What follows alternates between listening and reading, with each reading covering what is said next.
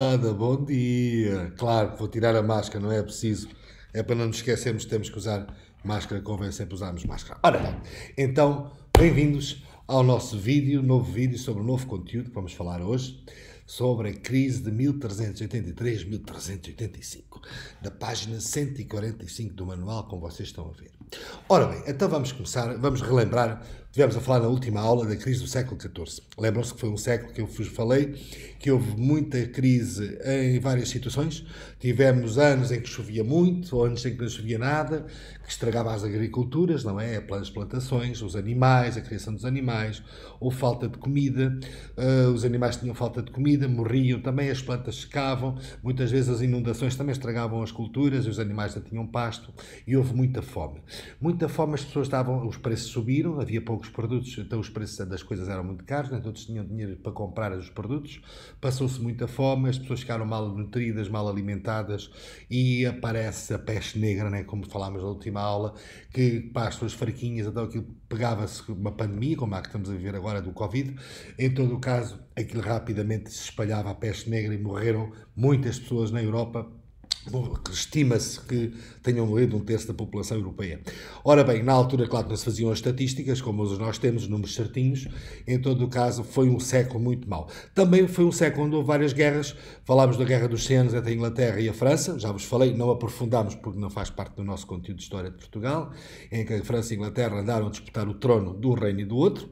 Mas, no entanto, as guerras que vão acontecer no século XIV também, as guerras fernandinas do rei Dom Fernando, que já vamos falar nelas a seguir, que faz parte do nosso conteúdo de hoje. Ora bem, então olhando aí olhando aqui para o nosso livro, temos aí na primeira parte onde diz quais as dificuldades de Portugal, não é, nos finais do século XIV. Bem, então perante este cenário de século 1383, 1385, pelas contas, sabem, é o século XIV, pelas contas nós aprendemos a descobrir os séculos. Ora bem, então nos reinados de Dom Afonso IV e Dom Pedro I, que é os reis que estavam no reino, no trono, digamos, de Portugal nesta altura, neste século, então tivemos estas dificuldades todas que já falámos na aula anterior. Ora bem, o que é que vai acontecer? A peste negra, falei no primeiro parágrafo, como vocês estão aí a ver no livro, em 1348, não é? Que chega exatamente também a Portugal e também aos países da Europa, aos reinos, e então passou-se uma situação muito má. Ora bem, no reinado de Dom Fernando, cá está, das guerras fernandinas, lembram-se que já tínhamos falado na última aula, no reinado de Dom Fernando, ou seja, o Dom Fernando foi rei entre 1367, como está aí, e 1383, que é o ano da sua morte, né? Ele era rei até morrer, não sabem que os reis eram reis até morrer, e ele vinha ao seu sucessor, o seu filho. Ora bem, a situação agravou-se. Ora bem, o que é que acontece? O rei Dom Fernando vai ter algumas situações durante o seu reinado difíceis. Ele achava, pelos antecedentes, que também tinha direito ao trono de Castela. Ao trono de Castela. Então, claro que o rei de Castela não queria abdicar do trono. E então houve algumas guerras, chamadas guerras fernandinas. Tivemos 3 guerras com Castela e para disputar o trono de Castela. Claro, perdemos as 3 guerras estas com Castela, não é? Sabemos que Castela era um reino também muito grande e poderoso e fez-nos frente e perdemos as guerras com Castela. E então, o que é que vai acontecer? Vai-se fazer, como vocês estão a ver, o Tratado de Salvaterra de Magos é uma espécie de um tratado, ou seja, uma combinação, não é?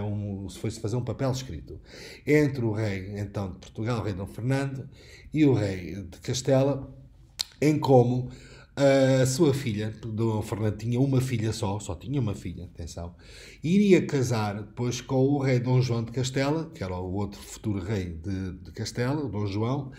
Para quê? Para que os dois reinos não tivessem em conflito, não entrassem em guerra. E então, esse tratado diz que a partir de agora Castela e Portugal não vão ter mais guerras, e então a filha do rei casa então com o novo rei de Castela, que era o Dom João. Dom João, rei de Castela, casa com a filha de Dom Fernando, que se chamava Dona Beatriz. Ora, muito bem, Dona Beatriz. E então ela era a legítima herdeira ao trono, né? Quando o pai morresse, o Dom Fernando, ela seria, provavelmente então, a rainha de Portugal. Ora bem, o que é que vai acontecer? O Dom Fernando também sabia disso. E então foi esperto e pensou, espera lá, mas eu não vou permitir que isso seja, porque se a minha filha, vamos lá ver, ela casa com o rei de Castela. Se ela casar com o rei de Castela, ela é rainha de Portugal, ele automaticamente também é rei de Portugal. E então o que é que isso poderia acontecer? Íamos perder a independência, ou seja, íamos pertencer a Castela, Portugal. Passava a pertencer a Castela. Olha, eu vou aqui mudar aqui para a página ao lado da página 144, para percebermos muito bem. Aliás, olha, cá está, temos aqui uma imagem que nos mostra as guerras fernandinas entre o rei Dom Fernando e o rei de Castela. Aqui fala um bocadinho, para depois devem ler este texto, aliás, depois deste tutorial, de verem este vídeo, vocês, uma das tarefas que têm que fazer é estes exercícios, documento 1, documento 2, o 3 e o 4, aqui da página 144. Façam no caderno diário, tirem a fotografia e depois mandam-me, está bem? Ou põem lá no Classroom que eu mando a fazer isso, por isso depois podem lá anexar a fotografia. Ora bem, eu ia buscar aqui este esquema, que é muito giro para nós percebermos como é que era esta confusão. Ora bem, então é assim, olha, o rei Dom Pedro, está aqui, o rei Dom Pedro de Portugal, teve 3 filhos. Neste caso, filhas, teve 3 raparigas. Mas vocês reparem que aqui temos umas alianças de casamento e aqui temos corações. E aqui também temos uns corações. Ora bem, o que é que isto quer dizer? Até a segunda legenda explica isso. O rei Dom Pedro era casado, cá estão as alianças, com a Dona Constança, não é? Desculpe, isto até estava a dizer que eram as filhas, mas não, são os casos que ele teve. E a mulher. Ou seja, o Dom Pedro teve aqui a Dona Constança, que era a sua mulher, casada com ele. E então, a Dona Inês de Castro e a Dona Teresa Lourenço eram namoradas que o rei teve. Vocês lembram-se que já vos falei muitas vezes que os reis tinham as suas amantes, não é? Muitas vezes isto acontecia. E acontecia que acabavam por ter filhos dessas namoradas, dessas amantes, que eram chamadas os filhos ilegítimos. Ilegítimos. Porquê? Porque não eram filhos do casamento. O casamento dele, a sério, era com a Dona Constança. Então ele teve, com a Dona Teresa Lourenço, teve um caso amoroso e ela engravidou e teve um bebê que vai ser o Dom João, é o Dom João Mestre Davis, mais tarde. A Dona Inês de Castro também teve 2 rapazes, do Dom Pedro, que é o infante Dom João e o infante Dom Dinis. Depois, o que é que acontece? A Dona Constança teve um filho com o Dom Pedro. Este sim, este era o Dom Fernando, era o filho legítimo do rei. Porquê? Porque também era filho da rainha, com o qual era casada com o Dom Pedro. Ora bem, o que é que vai acontecer? O Dom Fernando vai se casar com esta Dona Leonor Teles. Dizem as más línguas que ela é uma pessoa com vida muito difícil, que até era uma pessoa muito arrogante e tal, e que até nem gostava assim muito até do Dom Fernando, mas também na altura muitas vezes casavam sem gostarem uns dos outros, vocês sabem disso. E o que é que acontece? O Dom Fernando casou com a Dona Leonor Teles e só tem uma filha. Só tiveram uma filha. Ora bem, cá está. Quando o Dom Fernando morresse, o Dom Pedro, quando morresse, quem é que era o rei? Era o Dom Fernando, como aconteceu. O Dom Pedro morreu, passou a ser o seu filho, o Dom Fernando, o rei de Portugal. O Dom Fernando, quando morresse, era então a Dona Beatriz, que era o que eu vos estava a dizer há bocadinho. A Dona Beatriz, estão a ver aqui as alianças, casou com o rei de Castela. E o Dom Fernando pensou e foi esperto. Então, para lá, mas se eu morro, ela passa a ser rainha de Portugal e o que é que acontece? O Dom João de Castela também passa a ser rei de Portugal e perdemos a independência. Tanto trabalho que nós tivemos a reconquistar isto aos muçulmanos, aos mouros, não é? Para alargarmos o território e alargar Portugal, o reino de Portugal, e agora íamos entregar isto a Castela. Então o rei Dom Fernando deixou a sua vontade escrita que seria assim: quando ele morresse, quem ficaria a governar seria a Dona Leonor Teles, a regente. Regente quer dizer a pessoa que fica a governar. E quando a Dona Beatriz tivesse um filho do rei de Castela, a Dona Beatriz fosse mãe, o trono de Portugal, não é, passaria para um filho da Dona Beatriz. Para um filho da Dona Beatriz. Esse sim seria rei. A Dona Beatriz não chegava a ser rainha. Porque o filho, apesar de também de ser filho do rei de Castela, mas também a sua mãe era portuguesa, não é? Tinha o sangue português. Ora bem, então acontece que o rei Dom Fernando vai morrer, isso vai acontecer. Com o Tratado de Salvaterra de Magos, ela casou com o rei de Castela e o Dom Fernando morre e fica a Dona Leonor Teles, a regente do reino. Ora bem, como acontece que os reis tinham as suas namoradas, não é? O que é que acontece? A Dona Leonor Teles também se agradou. Agora abri aqui a dinastia, mas vamos já fechar para vocês, a dinastia para vocês verem. O que é que vai fazer a Dona Leonor Teles?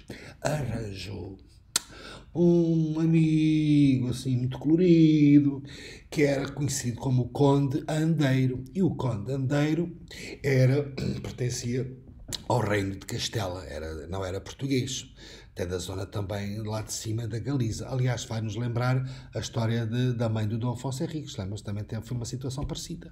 E então, diz aqui, olha, estou aqui a ver aqui no livro, com a morte de Dom Fernando, Dona Leonor Teles, rainha viúva, tornou-se regente de Portugal. Como aqui diz, regente, estão a ver no vocabulário, aquele que substitui o rei, pelo facto deste ser menor de idade, ou por estar doente, ou ausente. Ou seja, quando o rei não existia, ou deixava onde morria, ou podia estar doente e não podia comandar as coisas, ou o rei ainda era muito pequeno, havia um regente, era uma pessoa que substituía o rei. E assim foi. A dona Leonor Teles fica a substituir, então, o rei Dom Fernando tinha morrido, mas diz aqui que Portugal, estão a ver, Portugal receava, ali uma parte, que a proximidade do galego, que ele era lá de cima da Galiza, estas rainhas de Portugal tinham muita mania de ir buscar a malta da Galiza, os rapazes, iam ser giros. E o que é que acontece? Então, o João Fernandes Andeiro, mais conhecido como Conde Andeiro, pusesse em perigo a independência de Portugal. Porquê? Porque ele era namorado dela, era conselheiro, e dizia-lhe o quê? Começa-lhe a dizer, não, até lá, então o teu marido morreu, tu és viúva, a tua filha é que tem que ser rainha de Portugal, não? Estás à espera que ela tenha um filho para ser rei? Não, tu tens que fazer a tua filha rainha de Portugal, a Dona Beatriz. E assim vai. O que é que aconteceu? A nobreza e o clero, os grupos sociais mais importantes, não é? Que eram protegidos por rei e tudo, agradava-lhes esta situação. Porquê? Porque pensaram, se estes dois reinos se juntam, não é? Provavelmente vamos ter mais privilégios, mais terrenos, mais territórios. Então apoiavam a Dona Beatriz para ser rainha, não é? Porque automaticamente o marido, o rei de Castela, também era rei de Portugal. E isto era ainda o império que se tornava maior. O que é que vai acontecer? O povo, e a burguesia também em parte, não queriam tanto, principalmente o povo, que era a maioria das pessoas, virava-se contra esta situação, porque não queriam vamos perder a independência, vamos deixar de ser Portugal, e o Rio Castela domina isto tudo, e perdemos tanto trabalho que isto nos deu a conquistar. E então, nobreza e o clero apoiavam a Dona Beatriz como rainha. O povo opunha-se completamente. O que é que vai fazer a Dona Leonor Teles? Vai então reconhecer a sua filha como rainha de Portugal. E então diz exatamente isto aí que eu vos estive a explicar, não é? O povo, a alta nobreza, o alto clero apoiava a Dona Beatriz e alguns nobres, o alto clero era a nobreza, e o povo e a burguesia apoiavam o Dom João Mestre Davis, que aqui entra este senhor, e eles começam a dizer que quem devia ser rei de Portugal devia ser este senhor. Estão aqui a ver no esquema atrás que eu vos mostrei, o Dom João Mestre Davis, que no fundo era meio-irmão de Dom Fernando. Vocês reparem, apesar da mãe dele ser a Dona Teresa Lourenço, o pai era o Dom Pedro I, exatamente, também era pai do Dom Fernando. Ou seja, este seria a pessoa mais indicada. Os outros, à partida, diz que um deles não estava cá, que deve ter emigrado para outro país, o outro não estava nada interessado, mas este Dom João era um homem muito inteligente, esperto e muito guerreiro e muito cavaleiro. E então, acho que era um homem muito inteligente, e os povos começam a dizer que este Dom João Mestre Davis tinha mais direito de ser rei do que até a Dona Beatriz. E então apoiavam o Dom João Mestre Davis, o povo. Ora bem, o que é que vai acontecer? A Dona Leonor Teles, como eu vos disse, era uma pessoa com um feitio muito esquisito, muito difícil e tal, ela não era uma pessoa assim muito simpática, e então o que é que vai acontecer? Vai reconhecer então, depois mais tarde, a Dona Beatriz, a filha, como rainha de Portugal. Ora bem, como se tornou o Mestre Davis, ainda falando do Mestre Davis, defensor do reino, como está aqui, estão a ver no livro, diz aqui rapidamente, alguns membros da burguesia procuraram criar uma conspiração que derrubasse Dona Leonor Teles e o seu conselheiro, o Conde Andeiro. E o que é que acontece? Vai então, como a Dona Beatriz aqui em cima, reparem, mandou aclamar a sua filha Dona Beatriz, né, como rainha de Portugal, então o Dom João Mestre Davis e alguns conspiradores eram pessoas que conspirar, quer dizer, diziam mal e preparavam uma revolução e um boicote e tentavam fazer alguma manifestação nesse sentido. E então, no dia 6 de dezembro, né, antes do Natal, alguns dias antes do Natal, de 1383, Dom João Mestre Davis e alguns conspiradores entraram no os Passos da Rainha. Os Passos da Rainha chamava-se o sítio onde a rainha morava, a casa onde ela estava, o castelo, ou o seu pequeno palácio. E então vão para matar a ela e até matar o condandeiro. E então o mestre Davis entra por ali adentro com a sua espada e vai ter então com a dona Leonor Teles. Apanha o condandeiro e mata o condandeiro, passa-lhe uma espada e consegue-o matar. A dona Leonor Teles fica muito aflita e ele disse assim: sua traidora, estás a trair Portugal, a fazer da tua filha rainha, sabes que o teu genro, o rei de Portugal, o Dom João, passa a ser rei disto tudo, nem me pensar. Manda dizer então ao rei de Castela que eu mandei matar, e aliás matei o condandeiro e tu desaparece-me da minha vista. E assim foi. Ela manda logo um mensageiro a caminho de Castela a informar o rei, o seu genro, que tinham morto o condandeiro e que o mestre Davis queria ser rei de Portugal, queria o trono e estava apoiado pelo povo e pela burguesia. Ora bem, o que é que acontece? Alguns dias mais tarde, voltando aqui ao livro, estão a ver aqui, voltando aqui ao livro, a população de Lisboa entregou a defesa do reino a Dom João, nomeando o regedor e defensor do reino. Ou seja, a população de Lisboa reconheceu o Dom João como o verdadeiro rei de Portugal e não a Dona Beatriz. Ora bem, por sua vez, Dom João Mestre Davis preparou a defesa do reino para um eventual ataque castelhano. E eles depois pensaram, para lá, agora matamos o condandeiro, despachamos a Dona Leonor Teles, é provável que o rei de Castela se queira vingar. E então começaram-se a preparar nesse sentido. Ora bem, voltando ainda aqui à página ao lado, temos aí então o esquema que vocês veem, temos aqui os receios da população de Lisboa, porque é que não queriam Dona Beatriz como rainha de Portugal, e pronto, e hoje o conteúdo fica por aqui. Em todo o caso, já sabem, agora a seguir ao meu vídeo, vou fazer este exercício do manual da página 144, façam no caderno diário, volto a lembrar, tirem fotografia, ponham então a seguir aqui esta tarefa do tutorial, podem lá colocar as fotografias para eu depois ver então o trabalhinho, está bem? Tentem ler primeiro os textos com atenção e depois respondem às perguntas, no fundo não são muitas, não é? É os documentos 1, 2, 3 e 4. Então vá, espero que tenham gostado da aula e tchauzinho, até à próxima.